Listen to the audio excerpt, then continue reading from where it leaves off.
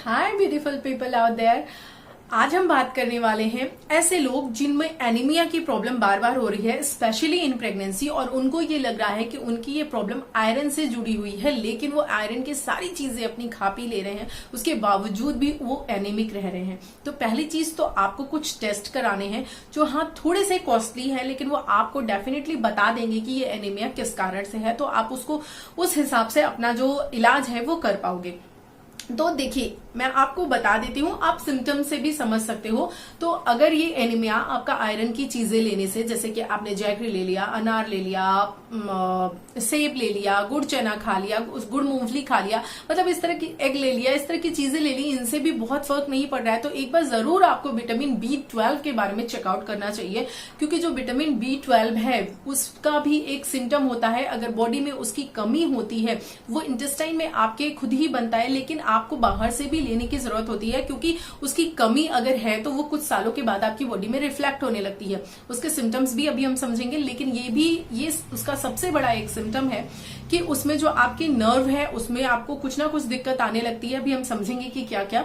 और जो दूसरी इंपॉर्टेंट चीज है कि आपको जो है वो आपको लगेगा कि आपकी आरबीसीज जो है उनका साइज चेंज होने लगेगा। सिंपल आप ये समझो कि आपको लगेगा कि आपको एनीमिया हुआ है। तो ये इसका एक बहुत बड़ा सिम्टम है। तो इसीलिए आपको विटामिन B12 के बारे में जरूर सोचना चाहिए। आप किन किन चीजों में इसको पा सकते हो, क्या इसका सोर्स है, ये सारी चीजें हम बताने वाले हैं। तो वीडियो को पूरा देखिएगा, बहुत बड़ा वीडियो नहीं होगा, छोटा होगा लेकिन बहुत इन्फॉर्मेटिव होगा। तो देखिए, पहले हम इसके सिम्टम्स को समझ लेते हैं कि आपकी बॉडी में क्या क्या हो रहा है, तो आप समझेंगे कि हमें विटामिन B12 की कमी है। फर्स्ट थिंग कि अगर आपकी बॉडी में ऐसा लग रहा है कि आपको हमेशा थकान थकान सा फील हो रहा है, थोड़ा सा काम आप कर दे रहे हो आपको थकान लग रहा है, ठीक है, या फिर ये चीज कोई जरूरी नहीं है कि ये प्रेग्नेंट लेडी में ही हो, नॉर्मली किसी में भी ये प्रॉब्लम हो सकती है। अगर थोड़ा सा काम करने के बाद, थोड़ा सा चलने के बाद आपको थकान महसूस होने लगती है, थोड़ा सा बोलने के बाद या थोड़ा सा वर्क करने के बाद आपको लगता है कि आपकी हार्ट बीट तेज हो गई है, या फिर आप सो रहे हो और अचानक से कुछ देर के बाद आपकी नींद खुलती है और आपको आपकी धड़कन हल्की बढ़ी हुई घबराहट जैसा महसूस होता है, तो ये भी एक सिम्टम है। ये तीनों सिम्टम विटामिन B12 के कमी के हैं। अगेन, आपके हाथों में, इतने पोर्शन में, आपके हाथों में, पैरों में, स्पेशली हाथों में अगर झंझनाहट, जलन, झुंझुनाहट, ये सारी चीजें अगर फील हो रही हैं तो ये भी विटामिन B12 की कमी है।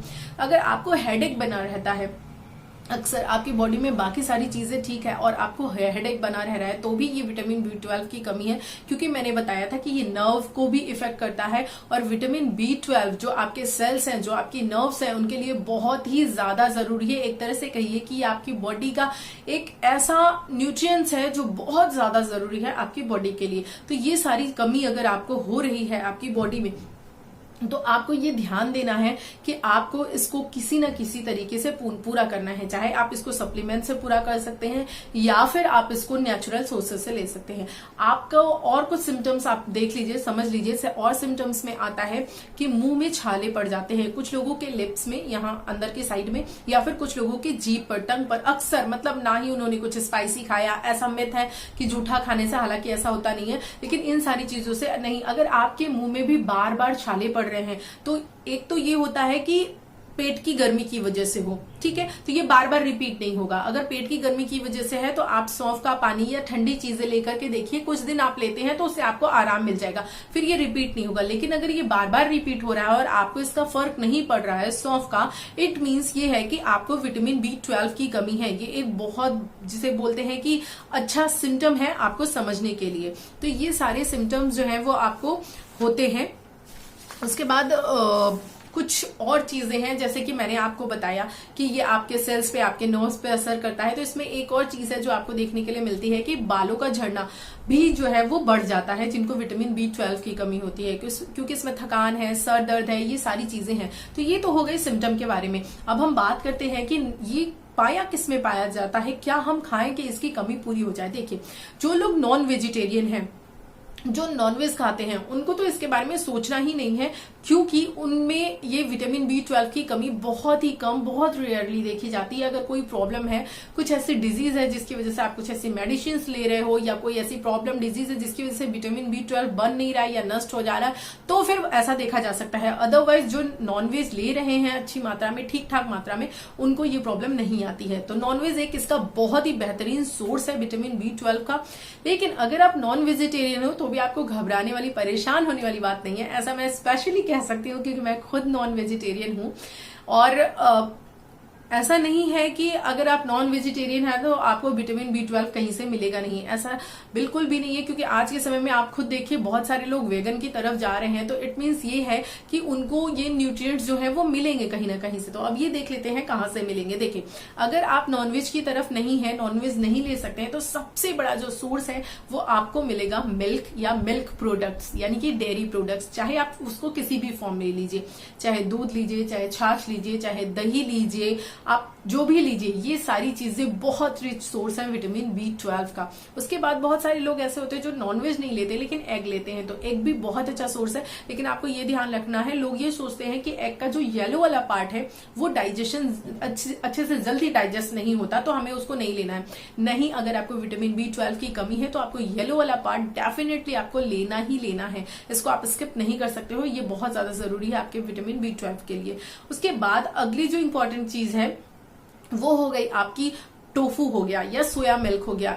बहुत अच्छी मात्रा में इसमें विटामिन B12 पाया जाता है, तो आप इन सारी चीजों को ले सकते हो। स्प्राउट्स ले सकते हो, लेकिन स्प्राउट्स ये नहीं कि आपने भिगोए, जैसे चना हो गया, मूंग हो गया, इसको आपने भिगोया आज और कल आपने खा लिया, ऐसा नहीं। उसको थोड़ा सा आपको स्प्राउट होने देना है, थोड़ा सा उसमें जो निकलता है वो मतलब निकलने देना है, यानी कि जमना जिसे बोलते हैं वो होने देना है, तभी उसका आपको बेनिफिट मिलेगा। लेकिन हाँ, ये ध्यान रखना है, ऐसा नहीं कि आपने उसी पानी में छोड़ दिया, आपने उसके हाइजीन का ध्यान नहीं रखा, तो वो आपको नुकसान ही पहुंचाने लगेगा।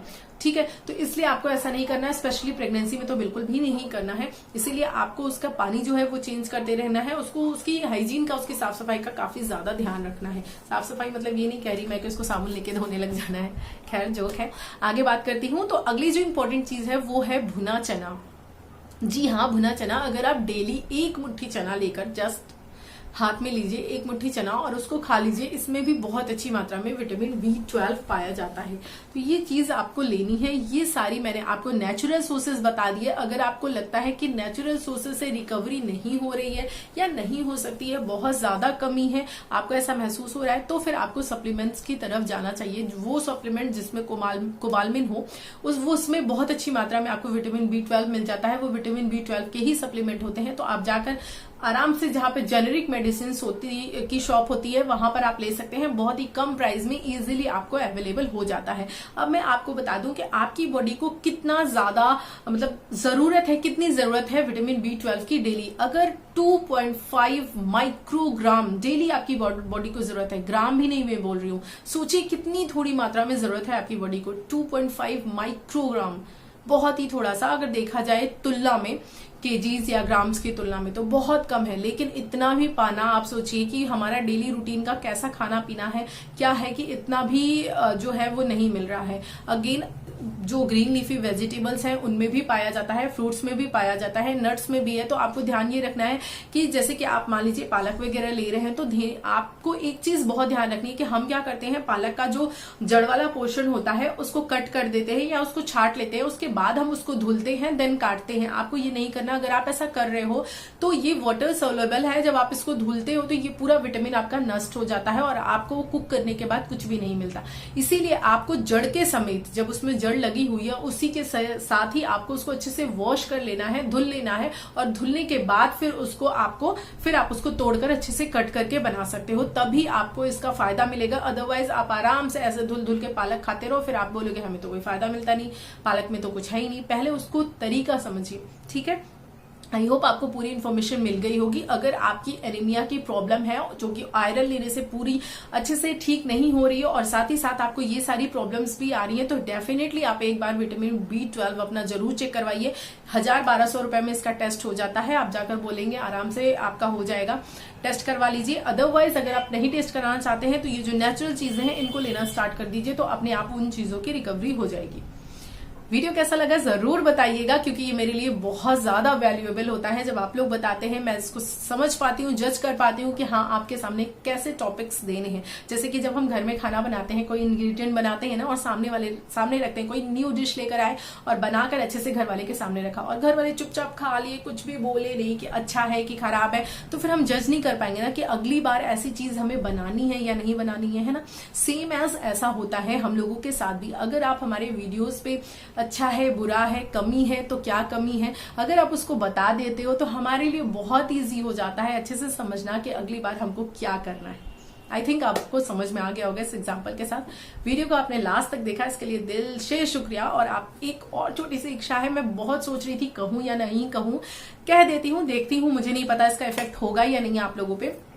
वैसे मुझे उम्मीद थोड़ी कम भी लग रही है क्योंकि टाइम थोड़ा कम बचा हुआ है। एक्चुअली इसी महीने की 25 अप्रैल को मेरी बेटी का बर्थडे होता है और मैं ये सोच रही हूँ कि अगर 25 अप्रैल को ही मेरे जो आप लोग फैमिली मेंबर्स हो, मेरे जो सब्सक्राइबर्स हैं, वो अगर 10,000 हो जाएं तो कितना स्पेशल होगा वो दिन मेरे लिए। क्योंकि मैं, आपको पता है, ऐसा नहीं है कि मैं अपने वीडियोस पाने के लिए कोई भी ऐसी इन्फॉर्मेशन शेयर कर देती हूँ, कुछ भी इधर उधर से उठाकर रख देती हूँ कि खाली मुझे वीडियोस आए। नहीं, मैं कोई भी चीज लेकर आती हूँ उसके पीछे बहुत स्टडी करती हूँ, बहुत समझती हूँ, सारी चीजें देखती हूँ, गाइडेंस लेती हूँ डॉक्टर से, देन आपके साथ जो साइंटिफिक होती है वही चीजें मैं शेयर करती हूँ। तो एक वीडियो बनाने के लिए मेरा बहुत इफेक्ट लगता है, बहुत एफर्ट लगता है। तो ये नहीं है, मैंने आप एक एक लोगों को ये समझ लीजिए कि बहुत ही, जिसे बोलते हैं है ना, मेहनत से पाया है। तो आप लोग मेरे लिए बहुत कीमती हो, इसीलिए मैं बस ये चाह रही हूँ कि जिस दिन 10K हो जाएंगे मैं केक कट करूंगी और आप लोगों के साथ वो पूरा शेयर करूंगी, क्योंकि आप ही लोग हो जिसकी वजह से मैं हूं।